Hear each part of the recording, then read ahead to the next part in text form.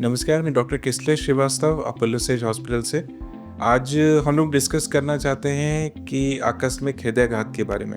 एक कार्डियोलॉजिस्ट होने के नाते बहुत ज़रूरी है कि मैं आपको इस बारे में बताऊँ, क्योंकि हम लोग बहुत बार देखते रहते हैं कि अचानक से कोई यंग बच्चा है, वो एल्डरली पर्सन है, वो एकदम से उनको हार्ट अटैक हुआ या एकदम से हृदय गति रुकी, वो एकदम से कोलैप्स हुए। लोगों ने हेल्प करके हॉस्पिटल ले आने की कोशिश की, लेकिन चीज़ें बहुत हद तक डिपेंड करती हैं कि रिस्पॉन्स उसके बाद क्या रहा। सबसे पहले कि आकस्मिक हृदयाघात या सडन हार्ट अटैक या सडन कार्डियक अरेस्ट, उसको हम लोग कैसे आइडेंटिफाई कर सकते हैं, उसको कैसे प्रिवेंट कर सकते हैं। तो सबसे पहले ये जानना ज़रूरी है कि ये क्यों होता है। ये इसके कारण कई सारे हो सकते हैं, जैसे हार्ट अटैक पर्टिकुलरली, या फिर जो हार्ट की रिदम में डिस्टर्बेंस होना उसकी वजह से हो सकता है, या फिर कोई पहले आनुवंशिक या जेनेटिक कोई बीमारी हो जिसका हमें पता चल रहा हो, जिसकी वजह से ईसीजी में चेंजेस आने शुरू हो गए। इससे बचने का तरीका ये रहेगा कि सबसे पहले हमें ये जानना चाहिए कि आकस्मिक हमेशा आकस्मिक नहीं होता।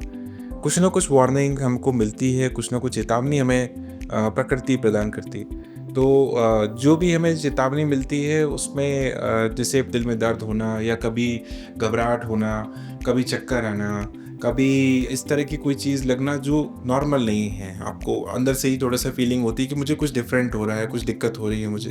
पर उस चीज़ को इग्नोर करना प्रॉब्लम वाली बात हो जाती है। हमें ये चाहिए कि हमें टाइम से उस चीज़ को हम लोग दिखा दें, किसी चेस्ट पेन या किसी इस तरह को हल्का भी है, आप जैसा भी है उसको इग्नोर नहीं करें। एक बार वो क्वांटिफाई हो जाए, पता चल जाए कि ये प्रॉब्लम वाक़ई नहीं है हार्ट की, देन वी कैन प्रोसीड। दूसरी चीज़ ये है कि जैसे बच्चों में है, कभी चक्कर आना शुरू हो गया, उनको फ्रीक्वेंटली चक्कर आता है या कुछ है, ऐसी स्थिति में कम से कम एटलीस्ट एक ईसीजी वगैरह करा के रखना चाहिए और इन सब चीज़ों को आइडेंटिफाई टाइमली करना चाहिए। अब हम इसको मैनेज कैसे करें? सब लोग हॉस्पिटल के पास नहीं होते, सब लोग हॉस्पिटल से दूर होते हैं। तो हम लोग को ये ज़रूरी है ये जानना कि हम लोग इमीडिएटली किसी भी व्यक्ति की मदद कैसे कर सकते हैं। तो सीपीआर एक बहुत ज़रूरी चीज़ है। सबसे पहले ये पता लगाना ज़रूरी है कि हार्ट रुका हुआ है।